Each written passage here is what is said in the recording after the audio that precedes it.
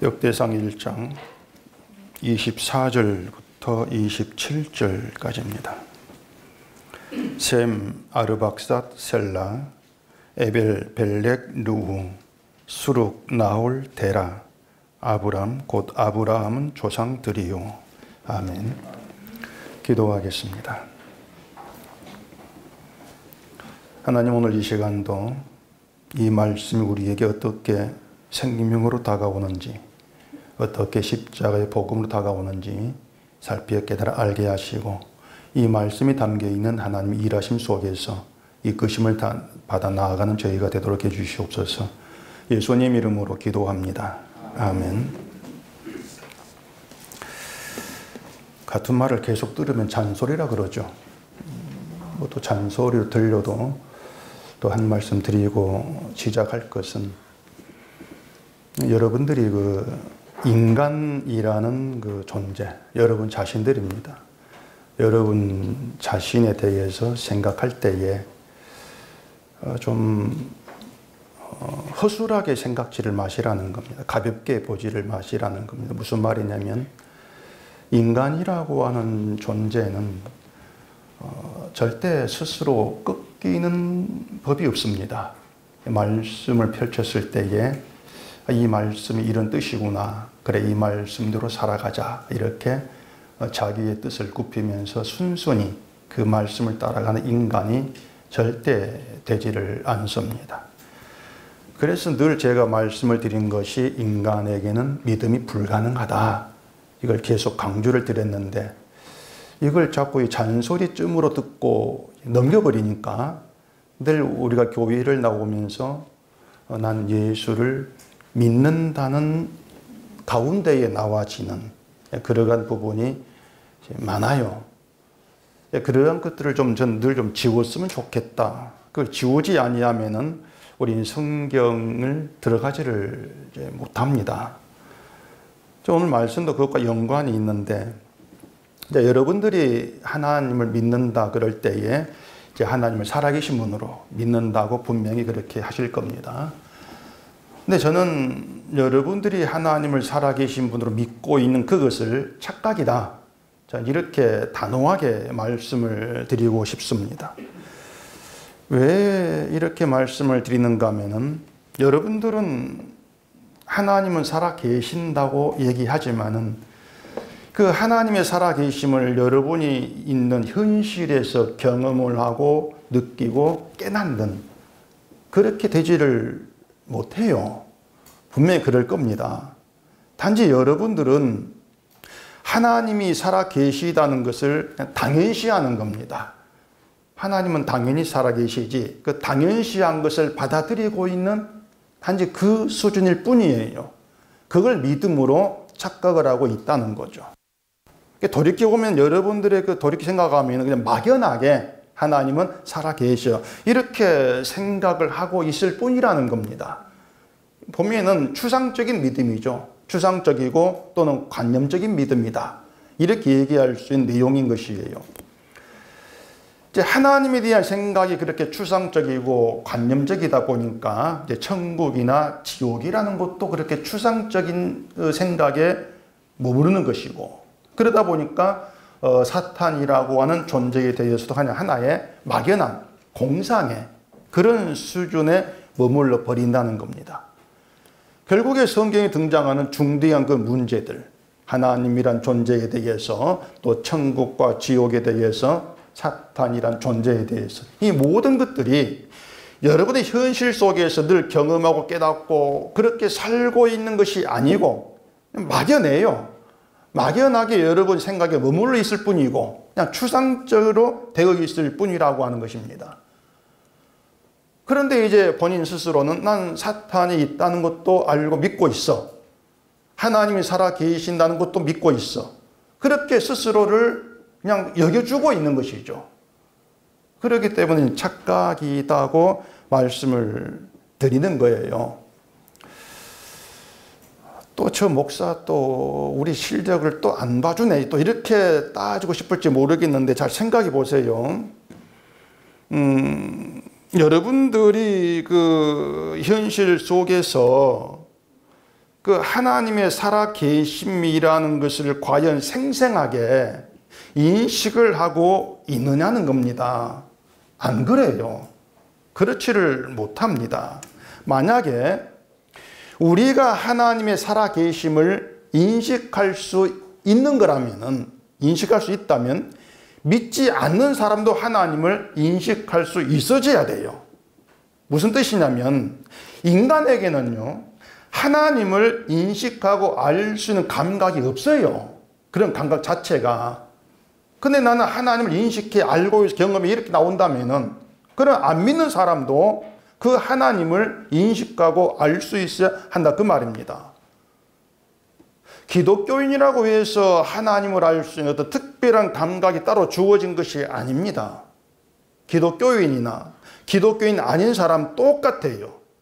그렇기 때문에 하나님이 살아 계신다는 것도, 또 하나님이 일하신다는 것도, 우리는 절대로 눈으로 보고 확인하고 경험하고 느끼고 확신하고 그렇게 인식을 못하는 것입니다. 막연하게 그렇게 알고 있을 뿐이라고 하는 것이죠. 인간의 감각으로는 하나님을 알 수가 없다. 그래서 믿음이 우리에게 불가능한 것처럼 하나님을 살아계신 분으로 알고 인식을 하는 것도 우리로는 불가능한 문제다. 이걸 아셔야 돼요. 그래, 이런 말이 이제 여러분에게 또 이해가 안 될지도 모르겠습니다. 나는 분명히 하나님을 살아계신 분으로 믿고 있는데 그걸 믿음이 아니라 착각이라고 하면 무슨 말이냐, 그런 생각이 들 수 있을 거예요. 자, 그러면 제가 또 묻겠습니다. 이거 따지는 거, 여러분께 따지는 거예요. 자, 여러분은 여러분의 모든 일을 이제 하나님께 맡기고 전혀 염려하지 않고 불안하지 않고 그렇게 살아가고 있는 걸 돌아보세요. 안 그렇죠? 분명히 그렇게 우리는 못 살아요. 자, 그러면은 하나님은 권능의 하나님입니다. 권능의 하나님이시고 세상을 창조하셨고 우리를 지으셨고 우리 인생을 주관하십니다. 그렇게 알고 있지 않습니까? 우린 이 인생을 주관하신다. 자, 그 하나님이 살아 계신다는 걸 진심으로 믿고 의지한다면은 하나님께 모든 걸 맡긴 믿음이어야 되는 것이고요. 그렇다면 인생에 대한 불안과 염려는 없어져야 돼요. 권능의 하나님이 내 인생을 주관하는데 그 하나님이 살아 계신다고 믿고 있으면서 그 믿음 안에서 인생에 대해 불안과 염려가 있다. 그건 잘못된 것이죠. 아닌 것이죠. 근데 우리는 늘 내 인생 또는 자식의 인생을 두고 염려하지 않습니까? 불안해하기도 하고 말입니다. 하나님이 살아 계신다는 것은 그냥 숨만 쉬면서 어디 뭐 뒷방에 계시는 어떤 그런 노인의 그런 의미가 아니에요. 하나님이 살아 계신다는 것은 하나님이 세상을 하나님의 뜻과 계획 속에 주장하시면서 일하시는 그 뜻이란 말입니다. 일하고 계신다. 그렇게 하나님이 내 인생 일하신다면은 우리가 우리 일을 염려하면서 우리 일을 염려한다는 것은 살아계신 하나님이 내 인생 속에 일하신다는 걸 생각지를 않는다는 것이죠. 하나님이 살아계신다면 하나님께로부터 베풀어진 모든 게 변함이 없습니다. 하나님께 베풀어진 사랑, 은혜, 긍휼, 우리를 불쌍히 여기시는 모든 것이 변함이 없어요. 사라지지 않고 계속 또 있단 말이에요. 이것도 여러분이 모르는 바가 아닐 것입니다. 그렇게 믿고 있다 생각하겠지만은 그런 생각이 완전히 무너져버리는 그런 사태가 벌어진다는 거예요. 그건 힘든 문제가 생겼을 때, 절망적인 상황, 어떤 난관, 그런 것들이 내게 다가왔을 때, 그 절망적인 상황에서도 하나님은 살아계셔 그 생각을 하면서 그 하나님 여전히 나를 긍휼히 여기시고 사랑으로, 은혜로 여전히 함께 하신다. 그런 믿음이 가능하겠냐고 하는 것이죠. 가능하지 않습니다. 절대 그렇지를 못하는 거예요. 그래, 이런 문제들을 이제 하나하나 따져보면은 결론은 하나입니다. 우리는 믿음이 없고 믿지도 않으면서 믿는다고 착각을 하고 교회를 나오고 있다는 겁니다. 그게 결론이에요. 난 믿음이 없어. 내게 믿음은 불가능해. 그래, 내가 지금 예수를 내 주로 십자가에 대한 고백이 나오는 건 내 힘으로 할 수 없는 일이야. 또 이런 생각으로 교회를 나오신다면은 그 믿음이 불가능한 내가 주를 믿고 죽기로 끌려가고 있어. 이게 느껴질 때에 그 느낌 가운데에서 그 신비와 기적으로 다가오는 거예요. 내게 믿음 불가능한데 근데 그런 내가 죽기로 끌려가고 있다는 그 느낌이 들어온다. 주가 나의 구주시고 그 주의 의가 나의 모든 공로를 다 덮어버려. 나는 쓸모없는 자야. 이런 인식이 나에게 발생하고 있다는 것은 그건 하나님 내게 일하시는 기적과 신비야. 우리는 그렇게 이제 생각을 할 수 있단 말입니다. 근데 믿는다 하고 교회를 나와버리니까 믿음을 당연시해버리고 그러다 보니까 믿음에 담겨있는 신비와 기적을 우리는 놓쳐버리는 것이죠.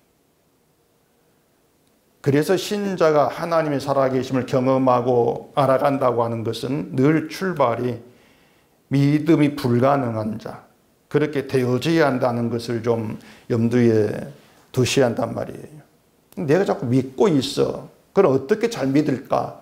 이렇게 나가기 때문에 믿음에 대해서 어떤 하나님의 일하심을 생각할 필요성을 느끼지를 못하는 것이죠. 내가 잘하면 되니까.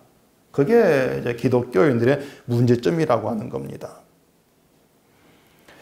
다시 말하지만 하나님이 살아 계신다는 것은 하나님이 쉬지 않고 일하신다는 뜻이에요. 그리고 세상은 아담 때부터 하나님이 쉬지 않고 일하시면서 흘러왔습니다. 그걸 족보를 통해서 우리에게 보여주는 것이에요. 하나님 일하심으로 세상에 어떻게 흘러왔는가, 그걸 이제 말해주고 있는 것이죠. 근데 족보는 그냥 족보가 아닌 겁니다, 사실은. 이 역대기에 나오는 그 족보들, 사실 족보라고 하기에는 많은 사람이 생략이 돼버립니다. 그 자손들 가운데에서.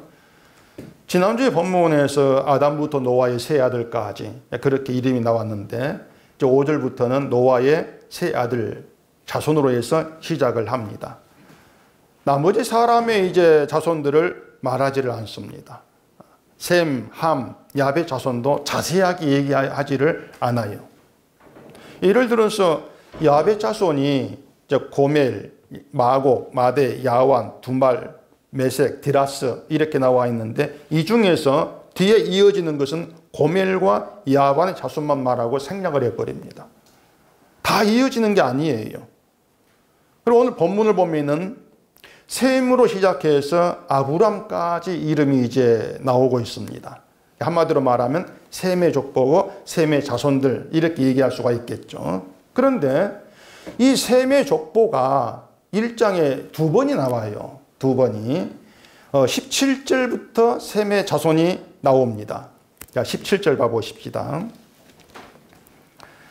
셈의 자손은 엘람과 아수르와 아르박삿과 룻과 아람과 우수와 훌과 게들과 메색이라 이렇게 이제 얘기를 하고 이 중에서 나머지는 다 잘라버리고 아르박삿으로 이제 뒤에 이어집니다. 그래서 이 18절에 아르박삿은 셀라를 낳고 셀라는 에벨을 낳고 이렇게 되어 있습니다. 자, 이것을 오늘 본문의 그 셈의 족보와 비교해 보시라는 겁니다. 자, 본문도 셈, 아르박삿, 셀라, 에벨로 이어지고 있습니다. 에벨까지 이어져요. 19절에 그 에벨이 벨렉과 욕단을 낳습니다. 19절에 오늘 본문에도 벨렉이 있습니다. 그런데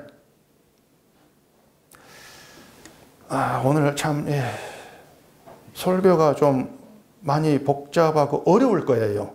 이 족보를 왔다 갔다 해야 되니까 많이 좀 복잡하고 어렵겠지만은 그래 제가 이 어려운 것을 어떻게 좀 여러분께 이해하기 쉽게 할까 해서 떨려요. 사실 늘 긴장이 돼요. 역대상 더 긴장이 돼요. 너 어려우니까. 그래서 좀 잘 정신을 차려서 딴 주일보다 한 배는 더 정신 차려가지고 좀 잘 따라오셔야 됩니다. 딴 생각하면 안 돼요. 집에 뭐 가스불 그런 거 생각하지 안 끝났겠지만은 딴 생각하지 마시고 오늘 이 본문만, 성경만 잘 집중해 따라오셔야 됩니다. 자, 20절에 그 보면은 욕단으로 이어져요. 욕단. 그리고 25절 보면은 벨렉 다음에 누가 나옵니까? 루가 나옵니다. 욕단이 안 나와요. 루가 나온단 말이에요. 루는 그 앞에 셈의 족보에는 없는 이름이에요. 그 루 다음에 수룩이 나오고 나홀이 나오고 데라로 해서 아브라함으로 이어지고 있습니다. 이렇게 셈의 족보가 두 종류가 돼요. 맞죠? 17절부터 23절까지 말한 셈의 족보하고 오늘 본문의 셈의 족보하고 두 개가 나와요. 이게 이상하단 말입니다. 이게 족보의 어떤 그 비밀이고 이 족보가 우리에게 무엇을 말해주는가 하는 걸 알려주는 일세라고 할 수가 있어요. 왜 족보가 둘인가? 자, 그러면은 이 두 족보를 놓고 여러분 생각해 보세요. 이 두 족보 가운데 어느 것이 하나님의 언약으로 이어지느냐? 어느 것입니까? 오늘 본문이죠. 아브라함으로 이어지는 것이 언약으로 이어진단 말이에요. 하나님이 아브라함과 언약을 하셨으니까 아브라함으로 이어지는 본문이 언약의 족보다. 이렇게 얘기가 이제 되어지는 것이죠. 그러니까 그 앞에 셈의 족보는 에벨까지는 잘 나가다가 에벨 다음에 벨렉이 아니고 욕단으로 방향이 틀어져 버리는 거예요. 욕단으로. 난데없이 3층으로 빠진단 말입니다. 그러니까 앞에 셈의 족보는 단순히 인간 자손으로 이어지는 족보를 보여주는 것이라면은 오늘 본문의 족보는 하나님의 언약으로 이어지는 족보를 보여주는 것이다. 이렇게 생각해 보면은 이 족보에 개입된 게 뭐냐면은 하나님의 계획과 일을 이루시는 하나님의 일하심이 개입된 족보다. 이렇게 이제 생각할 수 있단 말입니다. 자, 그런데 오늘 이 본문의 이 족보가 창세기에 그대로 나오고 있습니다. 창세기 10장을 보십시다. 22절입니다. 셈의 아들은 엘람과 아수르와 아르박삭과 룻과 아람이요. 아람의 아들은 우수와 훌과 게들과 마스며 아르박삭은 셀라를 낳고 셀라는 에벨을 낳았으며 이렇게 이제 1장과 똑같은 셈의 자손이 나온단 말이에요. 그리고 그 나머지도 보면은 야벳과 함의 자손 다 그 똑같은 그 자손 얘기가 나오고 있어요. 그리고 이 창세기 10장의 그 셈의 자손도 에벨 다음에 벨렉으로 가는 것이 아니고 욕단으로 이어집니다. 10장의 셈의 자손도 오늘 그 1장 그 셈의 자손 똑같이 벨렉으로 가는 것이 아니고 욕단으로 가요. 자, 그러면 다시 또 11장 넘어가서 창세기 11장 넘어가서 10절 봐보십시다. 셈의 족보는 이러하니라. 셈은 100세 곧 홍수 후 2년에 아르박삿을 낳았고. 자, 셈의 족보 또 나옵니다. 창세기에 앞에 나왔는데 또 다시 반복이 되죠. 그러면서 셈의 족보를 아르박삿 한 사람만 얘기합니다. 다른 군더더기는 잘라버려요. 한 사람만 얘기합니다. 그리고 아르박삿 다음에도 여럿을 얘기하는 것이 아니고 한 사람씩만 얘기합니다. 그러면서 아브라함까지 이어지고 있습니다. 그게 11장의 셈의 족보입니다. 그 창세기 11장 17절 보시면은 벨렉을 낳은 후에 430년을 지내며 자녀를 낳았으며 벨렉은 30세에 루를 낳았고 그 11장에서 벨렉 다음에 루가 또 이제 등장을 하죠. 그러니까 10장의 족보와 흐름 자체가 달라요. 다시 얘기할게요. 창세기 10장에서는 벨렉이 아니라 욕단으로 이어지는데 11장에서는 벨렉으로 이어지고 그래서 루로 이어지고 그렇게 해서 아브라함까지 가서 결국 하나님의 언약으로 이어지는 것. 이게 11장의 족보란 말입니다. 그래서 창세기 10장과 11장의 족보가 오늘 역대상 1장 5절부터 본문까지 내용이 똑같아요. 똑같은 흐름으로 되어 있단 말이에요. 자, 그럼 일단 다른 거 치우고 셈의 족보만 놓고 우리가 생각해 보십시다. 셈의 족보가 이렇게 둘로 등장을 하는데 어떻게 다르다고 할 수가 있느냐. 자, 언약을 얘기했습니다. 언약을. 욕단으로 이어지는 것은 저주의 족보입니다. 그냥 인간으로 이어지는 저주 족보고 아브라함을 이어지는 것은 하나님의 언약으로 연결되는 축복의 족보랍니다. 이렇게 달라지는 거예요. 그러니까 지금 족보는 셈의 족보를 가지고서 축복의 노선과 저주의 노선, 그 둘을 지금 얘기를 하고 있는 거예요. 지난 시간에 노아의 세 아들 셈과 함과 야벳 그리고 그의 자손들은 홍수 전과 후로 나눌 수가 있다고 말씀을 드렸죠. 셈과 함과 야벳 자손은 홍수 후에 사람들이란 말입니다. 다시 말해서 하나님의 홍수 심판에서 구원받은 셈, 함, 야벳 자손들이에요. 근데 그 세 아들 중에 노아에게 저주받은 아들이 있죠. 아버지 노아에게 저주받은 아들 누구입니까? 함이죠. 그 저주받은 이유는 창세기 9장에 나오잖아요. 노아가 포도주를 마시고 취해서 자기 집 안에서 하체를 벗고 벌거벗고 잠이 들었는데 함이 그걸 보고 셈과 야벳에게 가서 말한단 말이에요. 어떻게 말인지 모르겠습니다. 근데 우리 아버지 이랬다 말했단 말이겠죠. 셈, 야벳은 그 말을 듣고 들어갔는데 아버지 하체를 보지 않으려고 뒷걸음치어 들어가서 옷을 덮었다. 이렇게 되어 있지 않습니까? 수리께 노아 그걸 보고 가나안은 저주를 받아 그의 형제 종들의 종이 되기를 원하노라. 이렇게 저주를 한단 말입니다. 저주를 했어요. 자, 그럼 다시 역대상 오늘 1장 13절 봐보십시다.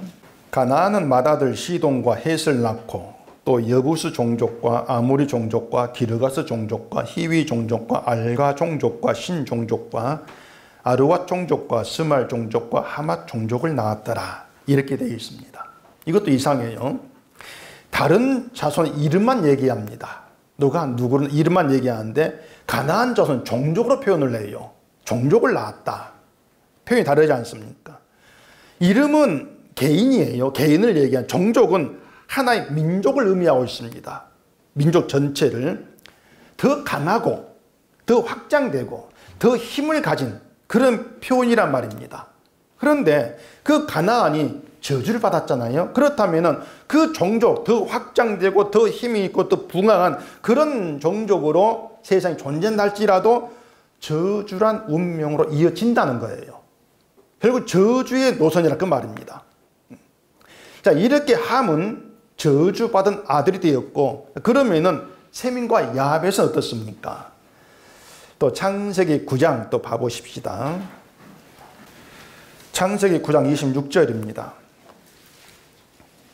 또 이르되 셈의 하나님 여호와를 찬송하리로다. 가나안은 셈의 종이 되고 하나님이 야벳을 장대하게 하사 셈의 장막에 거하게 하시고 가나안은 그의 종이 되게 하시기를 원하노라 하였노라. 가나안은 셈의 종이 되고 하나님이 야벳을 창대하게 하신다. 함은 저주를 받고 셈과 야벳은 축복을 받아요. 자, 그러면은 노아의 세 아들 족보는 축복을 받은 아들 셈과 야벳 족보와 저주받은 아들 함의 족보 이렇게 둘로 나눠지는 것처럼 보일 거라 그 말입니다. 그렇게 보일 거란 얘기죠. 근데 말씀을 드린 것처럼 이 셈의 자손이 에벨에서 벨렉으로 가지 않고 욕단으로 가버린다는 얘기예요. 욕단으로. 또 역대상 1장 보십시다. 1장 20절입니다. 욕단이 알모닷과 셀렙과 하살마옒과 에라와 하도람과 우살과 디글라와 에발과 아비마일과 스바와 오빌과 하일라와 요밥을 나갔으니 욕단의 자손은 이상과 같으니라. 이 욕단 자손도 셈의 자손이란 말입니다. 셈의 자손들이에요. 그러면은 그 욕단의 자손들도 축복받은 셈의 자손들이니까 하나님의 축복과 연결된 자손이라고 할 수가 있냐고 하는 겁니다. 셈의 자손이니까. 만약에 축복을 받은 노아에게 축복받은 셈의 자손이기 때문에 욕단도 셈의 자손이다 이렇게 인정한다면은 그렇다면 아브라함으로 이어지는 셈의 또 다른 족보가 등장하지를 않아야 돼요. 이미 복을 받았으니까 아브라함 족보는 필요 없다 그 말입니다. 어떤 자손이라 할지라도 셈의 자손 그럼 축복 안에 있는 거야. 함의 자손 저주 안에 있는 거야. 이렇게 축복과 저주가 확정돼 버린 것이 확정되었다면은 셈 자손 태어난 것이 복이다. 이렇게 얘기를 해야 된단 말이죠. 그런데 이러한 축복과 저주가 의미 없다는 것을 보여주는 성경이 있습니다. 또 창세기 12장 봐보십시다. 창세기 12장 1절입니다. 여호와께서 아브라함에게 이르시되 너는 너의 고향과 친척과 아버지의 집을 떠나 내가 내게 보여줄 땅으로 가라. 내가 너로 큰 민족을 이루고 내게 복을 주어 내 이름을 창대하게 하리니 너는 복이 될지라. 너를 축복하는 자에게는 내가 복을 내리고 너를 저주하는 자에게는 내가 저주하리니 땅의 모든 족속이 너로 말미암아 복을 얻을 것이라 하신지라. 이렇게 되어 있습니다. 여러분이 아셔야 될 것은 아까 말했죠. 셈이 노아에게 축복을 받았으니까 그러면은 셈의 자손은 몽땅 다 축복에 포함되느냐? 그게 아니란 것이에요. 그래 욕단이 아니란 말입니다. 왜 그런가 하면은 셈의 자손이니까 다 포함되는 것이 아니고 그 셈의 자손 속에 딴 게 뭔가 들어와야 돼요. 그게 언약이라는 것을 아브라함을 통해서 보인다 그 말입니다. 결국 누가 셈의 자손, 진짜 셈의 자손이냐? 나중에 얘기하겠지만 하나님의 언약에 속한 자가 진짜 셈의 자손이다. 그들이 복의 후손이다. 그 얘기를 지금 하고 있는 거예요. 그렇기 때문에 욕단이 비록 셈의 후손이라 할지라도 그도 결국에는 복에 있는 자가 아니라고 하는 것이죠. 함과 똑같이 저주 안에 속한 자일 수밖에 없다고 하는 겁니다. 그 창세기 12장에서 복이 된 게 뭐냐면은 아브라함을 축복하는 게 복이 돼요. 아브라함을 저주하면 저주가 돼요. 그렇기 때문에 축복받은 셈의 자손, 저주받은 함의 자손 의미가 없단 말입니다. 당연히 아브라함의 후손 이것도 의미가 없어지는 거예요. 이것이 셈, 함, 야벳 자손 이름과 함께 아브라함으로 이어지는 이 본문의 셈의 족보가 등장하는 그 이유라고 할 수가 있는 거죠. 그러니까 본문 셈의 족보는 앞에 있는 모든 인간 자손들을 다 묵살해버리는 겁니다. 너희 몽땅 저주야. 그 선포예요. 너희가 뭘 하든지 간에 너희가 뭐 셈의 자손이야 필요 없어. 너희가 뭘 하나님을 섬겨 뭘 하든지 간에 너희는 몽땅 저주야. 왜냐? 너희에게는 하나님 언약에 개입되지 아니했어. 그 얘기를 본문 족보를 가지고 얘기를 하고 있는 거예요. 자꾸 제 염려가 지금 사라지지가 않습니다. 지금 잘 듣고 따라오고 계시는지. 나중에 제가 딴 때는 얘기 안 하는데 이 인터넷 올리니까는 또 다시 몇 번 들어보세요. 들어보시고 족보는 좀 잘 이해를 넣으시면은 그 창세기 족보가 나오고 막 족보 뒤죽박죽돼요. 그게 왜 그런지를 좀 의미를 알아야 어떤 성경을 이해한 도움이 되니까 바쁘시더라도 인터넷 들어가서 뭐 한 두세 번 좀 제발 들어보시길 바랍니다. 제가 딴 때 이런 사정 안 하잖아요. 오늘 사정 좀 할게요. 좀 반복에 들어보세요.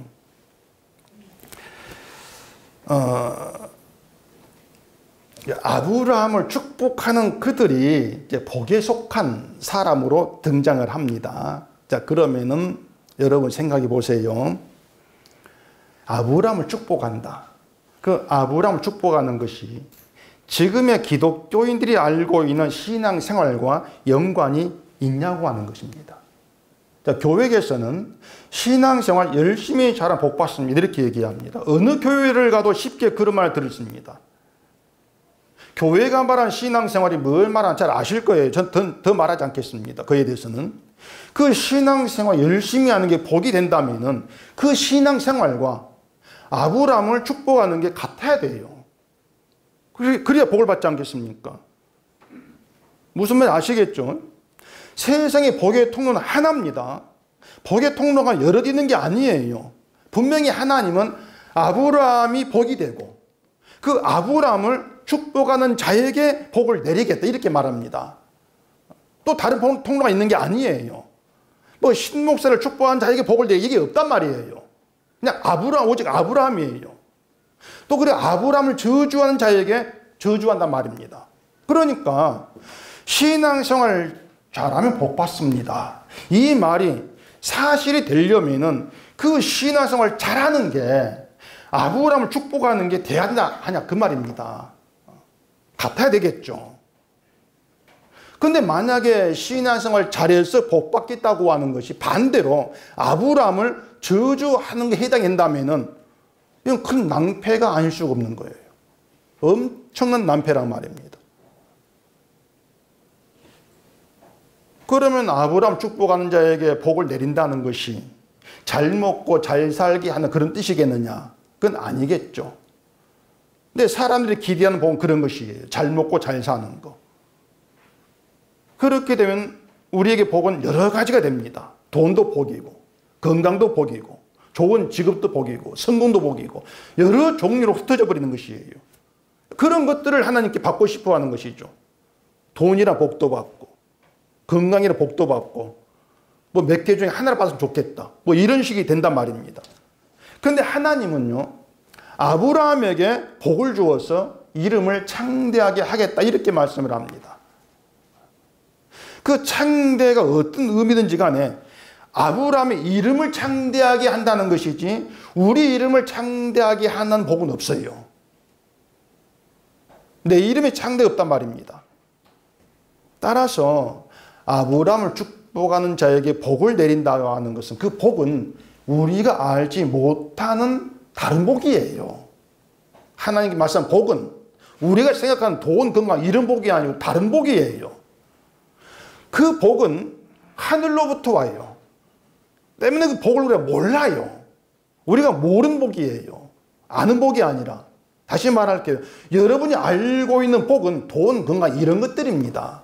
그 복은 땅의 출처가 땅이에요.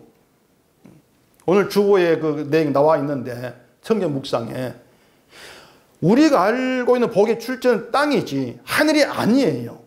땅으로부터 나오는 복은 잘 아는데 하늘로부터 오는 복은 우리가 모르는 복이란 말입니다.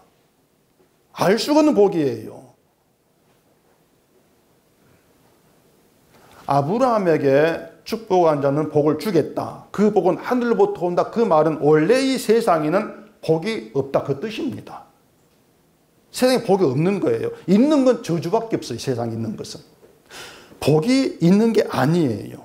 저주밖에 없어. 그 저주밖에 없는 세상을 말해주고 있는 것이 셈, 함, 야벳 자손들의 이름으로 이어진 세상 그 말입니다. 그게 세상이야. 저주밖에 없다. 그 세상이 저주만 있는 세상이 오늘 우리가 살고 있는 세상으로 그대로 이어져 온 겁니다.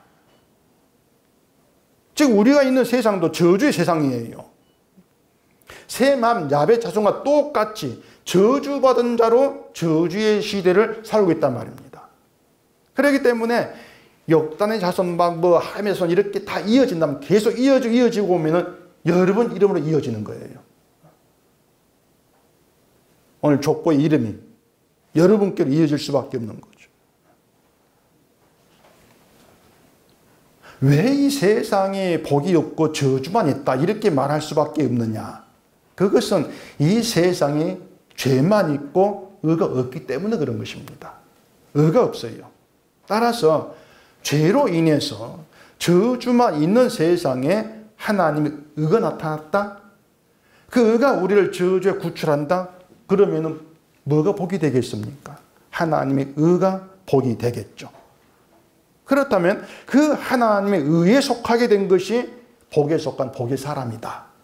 이런 뜻이 되는 거예요. 하나님의 의가 복이다. 이걸 세상 누가 이걸 생각하겠습니까? 그런 복을 전혀 꿈꾸지를 못해요. 내가 의롭게 되어가지고 복을 받아 챙기는 그것만 생각할 뿐이지 하나님의 의가 하늘에서 오는데 그 의가 복이야. 그런 복을 구할 사람은 아무도 없습니다.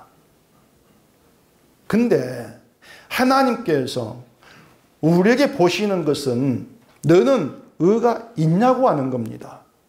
우리에게서 의를 찾으신다는 거예요. 하나님 주신 의를 찾는다. 하나님의 관심과 사람의 관심이 다릅니다. 사람의 관심은 자기에게 두고 있죠. 돈 많은 나, 내가 돈이 많은가, 건강한 나, 남들보다 젊어 보이는가 뭐 이런 식의 그게 우리 관심이거든요. 하나님 관심 두는 것은 그런 문제가 아니에요. 너에게 의가 있느냐. 그게 하는 관심이에요. 그렇다면은 하나님께서 우리에게 일하시는 게 뭐겠습니까? 멀리 일하시겠냐 그 말입니다. 우리가 돈에 관심을 두고 있고 건강 관심 두고 있으면 돈 벌기 위해서 건강하기 위해서 우리 살아가지 않습니까? 더 젊어지려고 화장 바르고 막 그러고 살아가잖아요. 근데 하나님의 관심이 우리에게 의가 있다면 우리에게 의가 있기 위해서 일하신다 그 말입니다. 우리 돈과 건강을 위해서가 아니고 그게 하나님의 일하심이에요. 그 일하심 의해서 우리가 저주에 있는 우리가 의로우신 예수께 속한 자가 되더라 그 말입니다. 그 일하심으로 인해서 그것을 아브라함을 선택해서 언약으로 보여주시는 거예요. 나는 너희에게 이렇게 일한다. 그래서 오늘 본문이 말해주는 것은 하나님 일하심에는 인간의 생각, 인간의 행위 전혀 들어가지를 않습니다. 만약에 누구라도 자기 행함의 가치를 두면서 그 행함을 가지고 자기를 높이고자 한다면 하나님이 일방적으로 아브라함을 택하시고 일하는 그 방식을 싫어한다는 것입니다. 나는 그런 방 싫습니다. 왜 내 행함을 인정 안 해줍니까? 난 그거 싫어요. 그러면서 저는 내 걸 인정받아가지고 복을 받겠다는 시도를 할 수밖에 없는 거죠. 이게 아브라함을 저주하는 거예요. 그것이. 결국 저주가 될 수밖에 없다는 것이죠.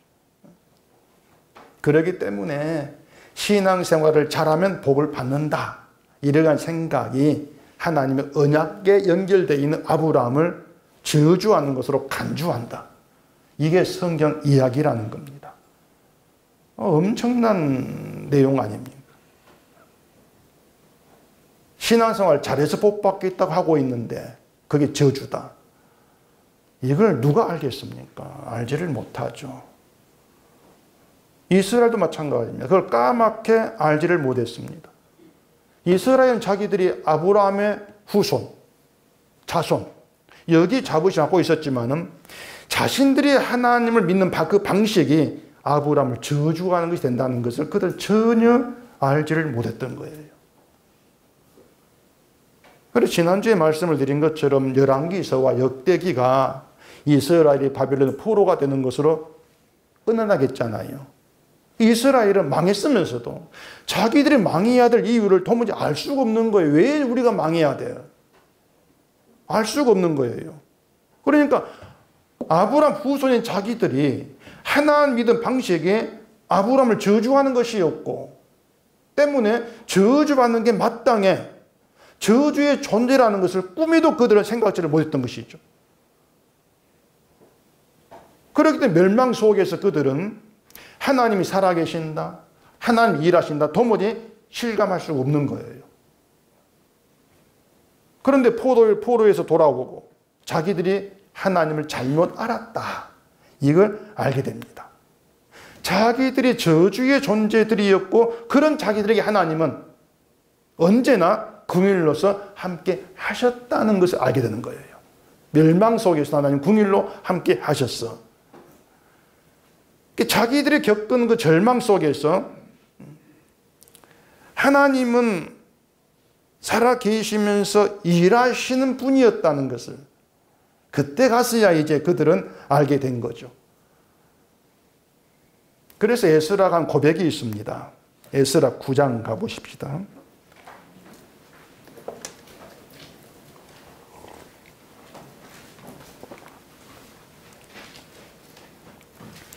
같은 배경 속에 있어요.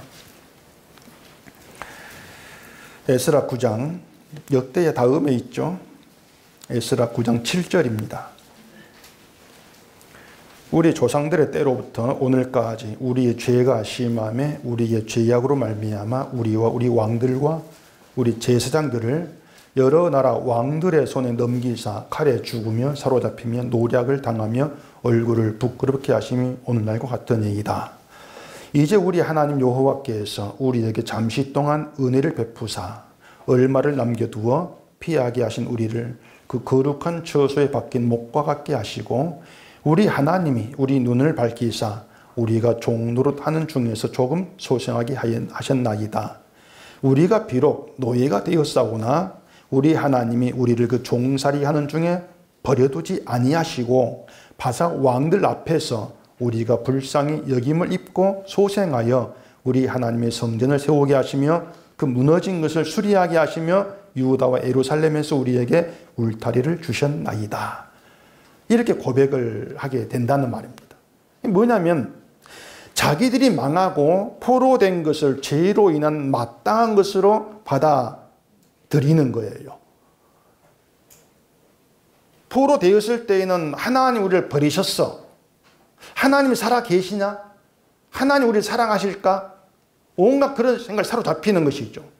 근데 돌아와서 성전을 수리하게 하시고 세우게 하시고 일하시는 그 하나님을 알고 돌아보니까 하나님은 자기가 노예가 되었을 그때에도 우리를 버려두지를 아니하셨어. 우리를 불쌍히 여기시면서 일하셨어. 그 사실을 깨닫게 되어진 거예요. 버려두지 아니하셨다는 것은 하나님이 여전히 궁일로서 함께했다 그 뜻입니다. 궁일 여기심 함께했어. 그렇게 하나님이 함께하심으로 인해서 다시 돌아와서 성전을 세우고 있어. 그 성전을 세워가면서도 그게 하나님 일하심이야. 그 모든 내막을 깨닫게 되어진 것이죠. 그래 여러분요, 참된 신앙이 뭐냐면요, 늘 내가 하나님의 불쌍히 여김 잊고 살아간다는 것입니다. 그걸 아는 게 진짜 신앙입니다. 불쌍히 여김을 입었다는 것은 하나님이 나를 긍휼히 여기신다는 것이고요. 긍휼히 여기신다는 것은 내가 심판의 존재란 뜻이에요. 그 심판 속에서 심판의 존재, 심판을 밀어넣는 것이 아니고 붙드시면서 의로 입히시고 생명으로 끌어가시는 것이 긍휼히 여기시는 것이죠. 그렇기 때문에 우리가 저주의 존재라는 걸 전제했을 때, 그걸 생각했을 때, 그런 우리가 예수께로 끌려가고 있어. 그 하나만 가지고도 우리는 긍휼히 입은 자야. 그 믿음에는 어떤 환경, 의미가 없어요. 바벨론처럼 절망에 빠져도 어떤 난관에 부딪혀도 여전히 나에게 변하지 아니한 것은 긍휼이라고 하는 것입니다. 물론 우리가 어떤 어려움에 빠질 당장 순간순간 알아채는 게 아니에요. 그 순간순간은 하나님 왜 이렇게 합니까? 살아 계십니까? 날 사랑하십니까? 온갖 불만 튀어나오죠. 그렇게 온갖 우리의 어떤 죄의 그 덩어리가 다 나오게 만드신 다음에 흘러가서 나중에 돌아보게 하시고, 아, 그랬구나. 그럴 때 비록 지금 평안이라 할지라도 그 예전을 돌아보면서 지금 평안도 하나님 일하심이야. 그 고백이 나와지게 되는 거예요. 그게 신앙이란 말입니다. 그렇기 때문에 제가 목이 터져라고 제발 인간의 그 시작을 저주의 죽음에서 보자, 시작하자, 그렇게 말씀을 드리는 거예요. 그 죽음, 저주를 잘라버리면은 이런 긍휼이 입히신다, 이걸 생각지를 못하는 거예요. 그걸 건너뛰는 거니까 무조건 사랑을 입어야 돼. 이렇게 나온단 말입니다. 그래서 신자라고 하는 것은 저주받은 자, 저주의 그릇으로 존재를 해요. 하나님의 긍휼은요, 저주의 그릇에 담기는 것이지 아무 그릇에나 하나님의 긍휼, 은혜, 사랑이 담기는 게 아니란 말입니다. 생각해 보세요. 여러분이 뭔가를 잘하고 있다고 여러분 스스로 알았을 때, 난 이렇게 잘하고 있어. 나의 그릇은 어떤 금그릇이고 보기 좋은 이런 좋은 그릇이야. 이렇게 했을 때 그런 그릇에 긍휼이 담기겠냐 말이에요. 이미 그 그릇에 내 공로, 내 한국 가득 채워져 있는데 거기 어떻게 하나의 긍휼이 들어가고 은혜가 들어 사랑이 들어갑니까?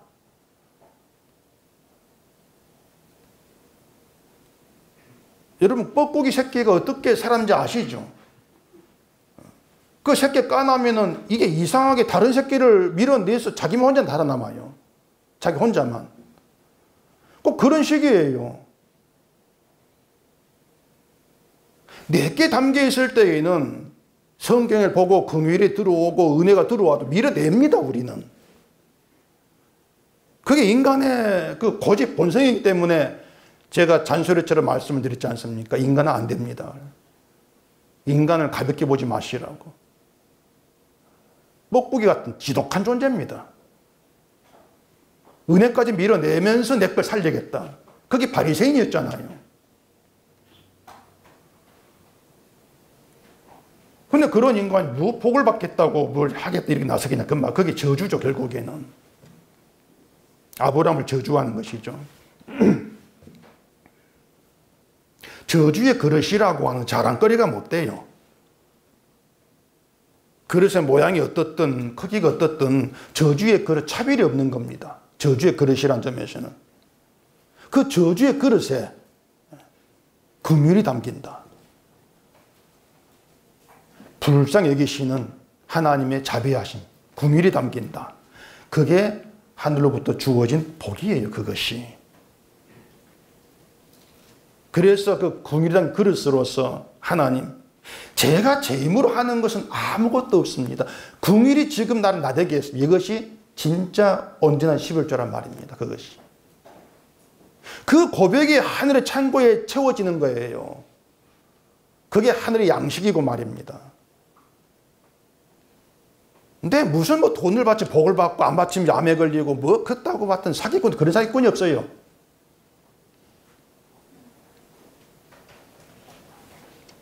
하나님은 그릇 자체를 보시고 그릇에 마음이 들지 아니한다고 해서 깨버리는 분이 아닙니다. 그릇을 보는 것이 아니고 뭘 보십니까? 그릇에 담긴 긍휼을 보신단 말입니다. 하나님이 부으신 긍휼을 보세요. 그 긍휼로 인해 감사하는 것, 찬송이 나오는 것이 하나님의 것을 돌려드리는 거예요. 그래서 11조는 하나님의 것을 하나님께 드려지게 되는 거예요. 내 것이 아니에요. 긍휼로 인한 감사, 찬송을 돌아가는 것이니까.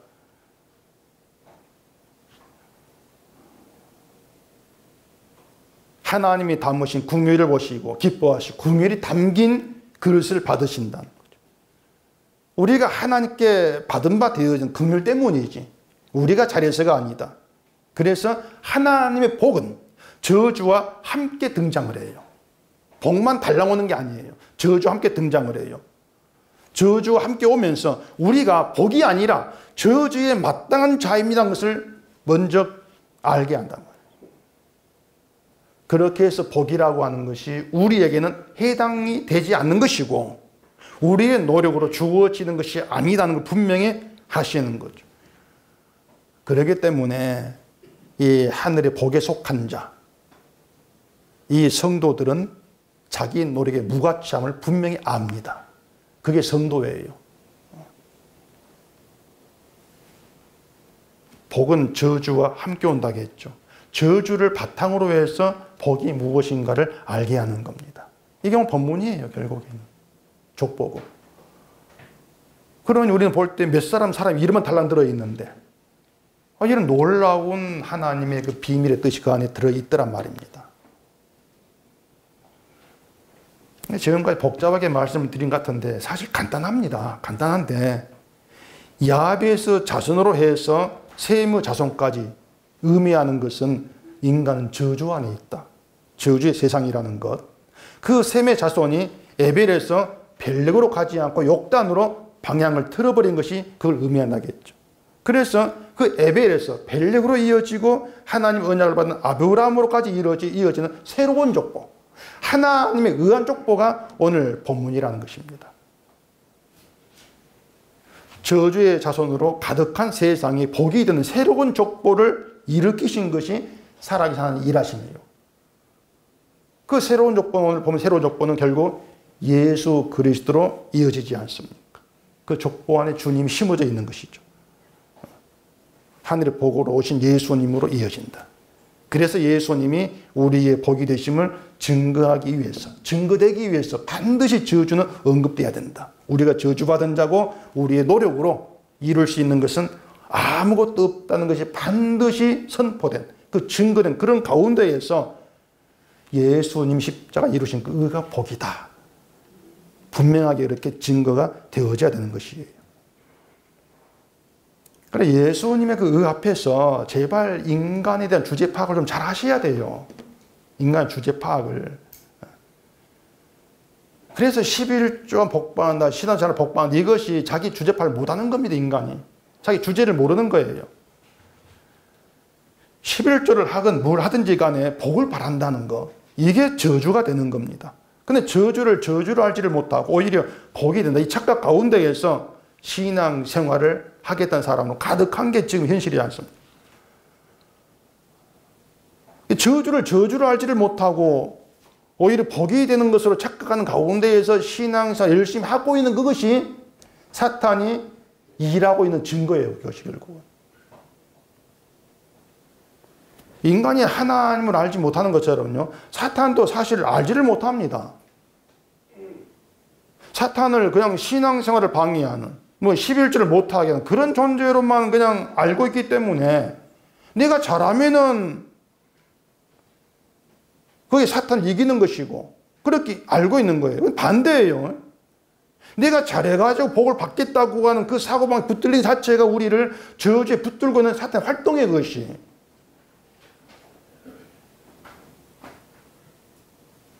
그런데 그런 이제 사탄의 활동, 그런 가운데에서 자기를 저주로 보게 되는 그런 자들이 발생한단 말입니다.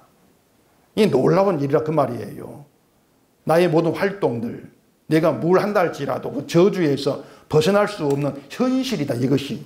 그걸 깨닫게 된 사람들이 있다는 거예요. 저주의 족보, 이건 내 입으로 튀어나올 수가 없어. 이걸 아는 것이죠.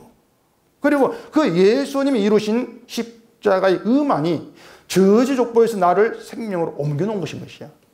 그 의가. 예수님의 십자가의 의가 나를 천국 백성으로 결정해버린다는 거. 이걸 믿게 되면서 나는 내 행함으로 나를 주장할 수 있는 것은 아무것도 없다는 걸 알게 된 그런 사람들. 그들이 성도예요. 그들이. 새로운 피조물. 성령으로 인한 새로운 피조물. 이러한 성도됨이라고 하는 것은 인간의 자발적인 의지나 활동으로 발생하는 것이 아닙니다. 하나님이 일하지 아니하시면 성도는 애당초부터 발생할 수가 없어요. 하나님이 없이 성도는 불가능한 것입니다.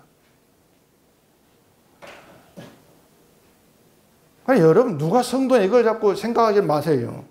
교회는 11주자라고 뭘 잘하면 성도 이렇게 내세우겠지만은 성령에서 만난 성도는 어떻게 나타나느냐, 어떤 현상이 있기는 이것만 생각하시면 돼요. 성도에게 있는 현상이 뭐냐? 성도가 말씀을 보게 되면은요, 그 말씀이 나를 죄 가운데 가둔다는 걸 인식을 해요. 이상해요. 어떤 사람들은 말씀 보면서 뭘 할까요? 오늘 실천하고 자꾸 적고 막 하려고 하는데 성도는 그렇게 못해요. 성도는 말씀 볼 때마다 그 말씀이 나를 붙들어서 저주에 집어넣고 죄에 가둬버리는, 이걸 자꾸 실감을 해요.